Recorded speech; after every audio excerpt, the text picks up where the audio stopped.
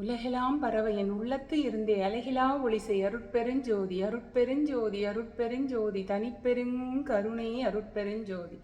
வாழ்க வளமுடன். இன்னைக்கு ஒரு குட்டி செக்மெண்ட் ஃபாஸ்ட்டாக சொல்லிடுறேன். இன்னைக்கு வந்து மேனிஃபெஸ்டேஷன் பற்றி சொல்கிறேன். மேனிஃபெஸ்டேஷன்னா நம்ம வந்து நான் சொல்லுவேன் இல்லையா, நான் நிறைய ட்ரீம் பண்ணுவேன், அதெல்லாம் நடந்தது அப்படின்னு. நிறைய நடக்காமையும் போச்சு, அது இருக்கட்டும். அது இல்லாமல் டீப் இன் மை ஹார்ட் நான் என்னென்ன ட்ரீம் பண்ணாலும் எல்லாம் நடந்துடுது. அதே மாதிரி ட்ரீம் பண்ணுறது மட்டும் இல்லை, நீங்கள் டீப்பாக ஆசைப்பட்டாலே போதும். நான் வந்து ஒரு இமோஷன் பேஸ்டு ஆள், ட்ரீமர் கூட. இப்போ அதெல்லாம் ஸ்டாப் பண்ணிட்டேன். இந்த வயசில் அதெல்லாம் எல்லாமே நிறுத்திட்டேன். பட் ஆனால் இதெல்லாம் என்னுடைய பேசிக் குவாலிட்டிஸு.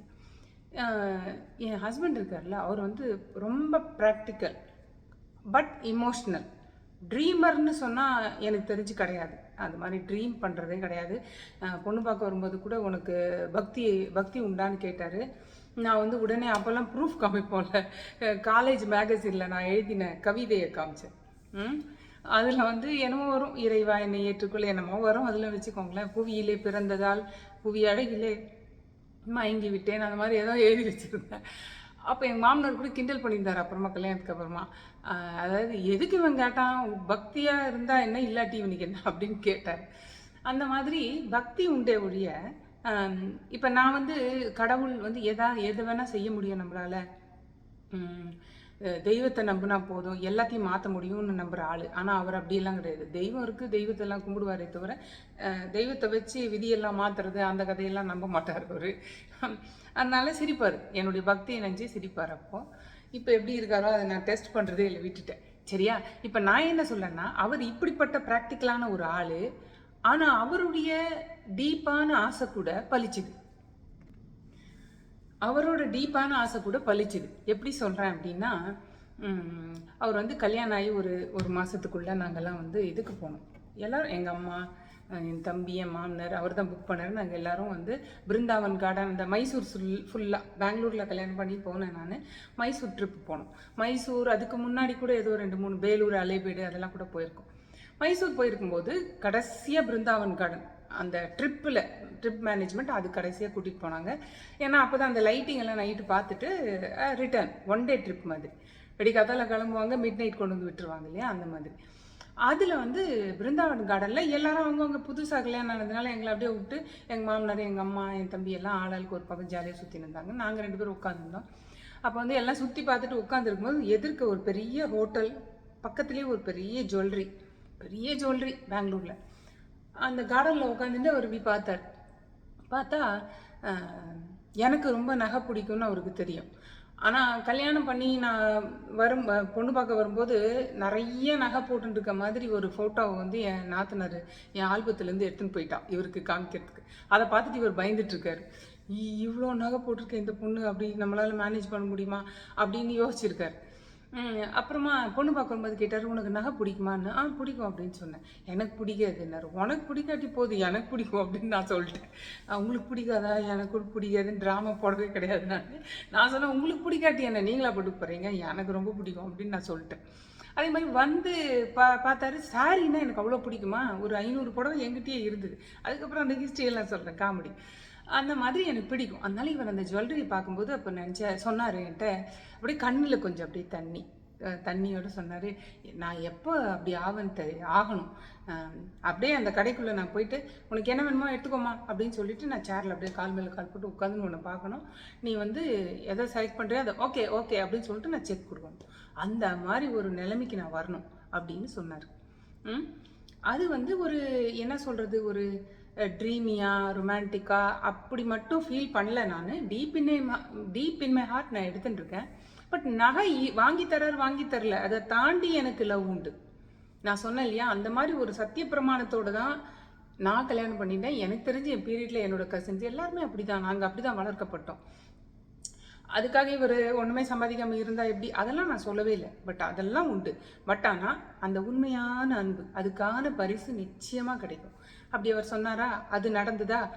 அதே மாதிரி அதாவது விடுங்கப்பா, அது ரொம்ப எங்கேஜ். அதை விட இப்போ ரீசெண்டாக ஒரு மேனிஃபெஸ்டே பண்ணல அவர். டீப்பாக ஆசைப்பட்டது அவர் விஷயத்தில் நடந்ததை மட்டும் நான் உங்களுக்கு சொல்கிறேன். இது எதுக்கு சொல்கிறேன்னா, நீங்கள்லாம் டீப்பாக எதை ஆசைப்பட்டாலும் சத்தியமாக அது நடக்கும். நீங்கள் உண்மையாக இருந்தால் டீப்பாக நீங்கள் ஆசைப்பட்டால் நிச்சயமாக நடக்கும், எனி டைம். அவர் அதை விட்டுட்டாரு. அந்த மாதிரி ட்ரீம் எல்லாம் கூட அதுக்கப்புறமா ஏஜ்லலாம் பண்ணல. ஆனாலும் அப்போ பண்ணது விதைச்சது பழிச்சுது. அது வந்து 2000லேயே பழிச்சிடுது. நிறையா வந்து எனக்கு வாங்கி கொடுத்துட்டாரு. எது வேணா ஒன்றுமே கண்டு ஃபஸ்ட்டு தடவை போய் பர்ச்சேஸ் பண்ணும்போதே 2020 அந்த 12ன்னு சொல்லி 24 பேங்கிள்ஸ் வாங்கி கொடுத்தாரு இங்கே கோல்டில். அதெல்லாம் வந்து நினச்சி பார்த்தாலே ஆச்சரியமாக இருக்குது. சரி, அப்படியே கொஞ்சம் வீட்டு சாவியும் சொல்லிட்டீங்கன்னா அப்படின்னு சொல்லிடாதீங்க.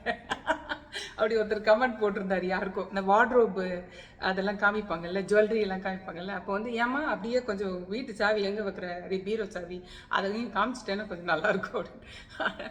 சரியா, நான் யூஎஸில் இருக்கேன்ப்பா. சரியா, நான் வந்து அந்த மாதிரி பழிச்ச மாதிரி இப்போ ரீசெண்டாக பழிச்சது. ஆஃப்டர் 60 வயசு எங்கள் வீட்டுக்காரருக்கு ஆயிடுச்சு. அதுக்கப்புறம் பழிச்ச ஒரு விஷயம் சொல்லட்டா. இப்போ 2 வருஷத்துக்கு முன்னாடி பழைய கார், நாங்கள் வந்த உடனே வாங்கின காரு ஆச்சு 22 இயர்ஸ். பாவம், அது ஓடி 23 இயர்ஸ் ஆயிடுத்து. அதை அப்பப்போ நீக்குவோம். ஆனாலும் இவர் அசராமல் அதை திருப்பி $100 $500 ஏதாவது ஸ்பெண்ட் பண்ணி அதை ஸ்டில் வச்சுட்டுருக்காரு. டொயோட்டா கேமரி வச்சுருக்காரு. ஆனால் அவருக்கு வந்து புதுசு வாங்கியே ஆகணும், இதை நம்பி எங்கேயும் போக முடியாது இனிமேல் அப்படின்ற மாதிரி நிலம் வந்துடுது. என் பொண்ணுக்கு நாங்கள் ஒரு கார் வாங்கினோம், மிட்சுபிஷி. அது என்னது, அது மறந்துட்டேனே, அது என்ன இது மறந்துட்டேன். சரி, மிட்சுபிஷி அந்த பேட்டுமா ஞாபகம் இருக்குது. அவள் ஸ்போர்ட்ஸ் கார். அது அவள் வந்து கல்யாணம் பண்ணி போயிட்டு அதுக்கப்புறமா அது யாருமே தொடலை. நாங்களே இந்தியாவில் இருந்தோம், யாருமே தொடாமல் இருக்குது, வேஸ்ட்டாக போயின்னு இருக்குது, அதுக்கு ஒரு இன்சூரன்ஸ் கட்டணுன்ட்டு அதை விற்றுட்டார். ஏன்னா அது புது காரு, அதனால வாங்கிடுவாங்க, சின்ன பசங்களாம் வாங்கிடும், அதனால விற்றுட்டார். ஸோ எங்களுக்கு இந்த ஒரு கார் தான், இது சுத்தமாக முடியாமல் போயிடுது 3 வருஷம் முன்னாடி. அப்போ என்னாச்சு, என்ன கார் வாங்கலான்னு பிளான் பண்ணும்போது சரி நமக்கு ஃபேமிலி பெருசாகிட்டு, பேரன் வந்தாச்சு, பொண்ணு கல்யாணம் ஆகிட்டு, கொஞ்சம் பெருசாக வேன் மாதிரி வாங்கலாம், 8 சீட்டர் வாங்கலாம், இப்படி அப்படி யோசிச்சு அப்புறமா 8 சீட்டர்லாம் அவங்க என்றைக்கோ வராங்க அன்றைக்கி பார்த்துக்கலான்னு இந்த மாதிரிலாம் பிளான் பண்ணி அப்போ வந்து நான் ஏதோ சீப்பாக கார்லாம் கூட இருக்குது அப்படின்னு ஏதோ சொன்னாரா. அப்போ நான் வாங்கிடுங்களேன் அப்படின்னா இவருக்கு ரொம்ப கோவம் வந்துட்டு. சீப்பான காரா எதுக்கு நான் வாங்கணும் அப்படின்னு ஏதோ சொன்னார். என் பொண்ணு வந்து லக்ஸுரி கார்னா எப்படி இருக்குன்னு தான் கொஞ்சம் பாருங்களேன்னு சொல்லிகிட்டே இருப்பாகும். நம்ம வாங்குகிறோம் வாங்கலை, ஆனால் செகண்ட் சான்ஸ் லைஃப்பில் கிடைக்குது இல்லையா. ஆக்சுவலாக என் வாழ்க்கையில் 3 கார் ஆகிடுது. இங்கே வந்து டொயோட்டா கேமரி, பொண்ணுக்கு வந்து மிட்சுபிஷி, அது பார்த்தீங்களா இன்னும் மறந்துட்டேன், மிட்சுபிஷி வாங்கினோம். அப்புறம் இந்தியாவில் வந்து ஃபோர்டு எக்கோஸ்போர்ட் வாங்கினோம் இந்தியாவில் என் பொண்ணுக்காக. ஏன்னா அது ஒன்று தான் வந்து ஆட்டோ டிரைவ்னு சொல்லிட்டு அது வாங்கிட்டார், ஆட்டோமேட்டிக் இருக்குன்ட்டு வாங்கிட்டாவும். அது ஆனால் இன்னும் அங்கே யூஸில் தான் இருக்குது எங்களுக்கு. இப்போ வந்து 4th chance to get a car, new car அப்படின்னு சொல்லி என்கரேஜ் பண்ணிகிட்டே இருந்தான். ஆனால் அதை கேட்கல இவர். அவன் ஊருக்கு போன பிறகு இவருக்கு திடீர்னு இவர்கிட்ட நான் பேசிட்டு இருக்கும்போது இன்ட்ராக்ட் பண்ணும்போது சீப்பான கார் பற்றி பேசும்போது நான் அதை சொன்னேன்.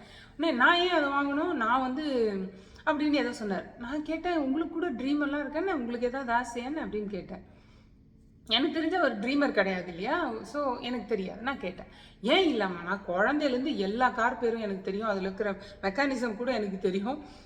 நான் வந்து ஒரு 10 12 13 வயசு அதுலேருந்து ஒரு 20 வயசு வரைக்கும் என்னுடைய ட்ரீம் காரே வேறு அப்படின்னு. என்ன கார் அப்படின்னு கேட்டேன். அதுக்கு வந்து ஒரு எனக்கு ஆச்சரியம் என்ன தெரியுமா, நான் இப்படி மறக்கிறப்பா கேடிலாக். எங்கள் அம்மாவை கூப்பிட்டு கேட்டேன், இப்போ எங்கள் அம்மா இப்போ போப்பா மேலேன்ற மாடியில் தான் நிற்கிறாங்க. அவ்வளோ தூரம் மறந்து போகிறது எனக்கு.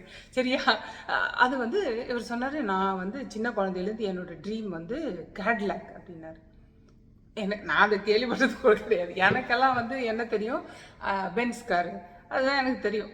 சரின்னு சொல்லிட்டு அதுக்கப்புறம் நாங்கள் வாங்கிட்டோம் கேடிலாக். யோசிச்சு பாருங்களேன், கேடிலாக் லிரிக் சூப்பராக போட் மாதிரி இருக்கும், உட்காந்தாலே அப்படி ராஜா மாதிரி ராணி மாதிரி ஃபீல் பண்ணுவானா, அவ்வளோ பிடிக்கும் எனக்கு அந்த கார். இப்போ வாங்கினோம்ப்பா. அதுதான் நான் சொல்கிறேன், dream comes true, it's a fact. அந்த dream should be very strong. ஒரு என்ன சொல்கிறீங்க, வெரி ஸ்ட்ராங்காக இருக்கணும். கண்டிப்பாக நடக்கும். எந்த ஏஜில் இவர் விட்டுட்டாரு, ஆனால் அது விடலை அந்த ட்ரீம். ஈவன் அந்த ட்ரீமிங் எல்லாம் விட்டாச்சு. அவர் ரொம்ப ப்ராக்டிக்கல். நான் சொன்னேன் இல்லையா, எனக்கு தெரிஞ்சு அவருக்கு இந்த மாதிரி மனசுக்குள்ள ஒரு ஆசை இருந்துன்னு கூட தெரியும். ஆசையே இல்லாத ஒரு மனுஷன் நான் நினச்சிட்டு இருந்தேன். கடைசியில் பார்த்தா அவர் சொன்னோடனே நான் அடம் பிடிச்சேன், போய் அதுதான் பார்க்கணும் மெயினாக அப்படின்னு சொல்லி. சும்மா தான் வேடிக்கை பார்க்க போனோம். அஃப்கோர்ஸ் அங்கே எப்படி அவங்க ஃபோர்ஸ் பண்ணுவாங்க இல்லையா? அதுக்கு நடுவில் இன்னொரு லக்ஸுரி கார் கூட பார்த்தாரு. அதே கம்பெனி காரு. எனக்கு அது பிடிக்கவே இல்லை. இது கேட்லாக் தான் பிடிச்சிது. அப்புறம் வந்து அதுக்கப்புறம் டெஸ்ட் ட்ரைவ் பண்ணும்போது அந்த குட்டி பையன் ஒருத்தன் வந்தான்.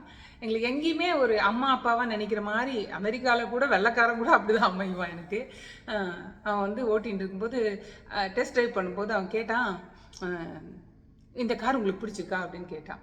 நான் சொன்னேன், ஏன் பிடிக்காதுப்பா, இவருக்கு வந்து டீனேஜ் ட்ரீம் இது அப்படின்னு சொன்னேன். நான் டீனேஜில் ட்ரீம் பண்ணியிருக்காரு, அவ்வளோ பிடிக்குமா அந்த கார்.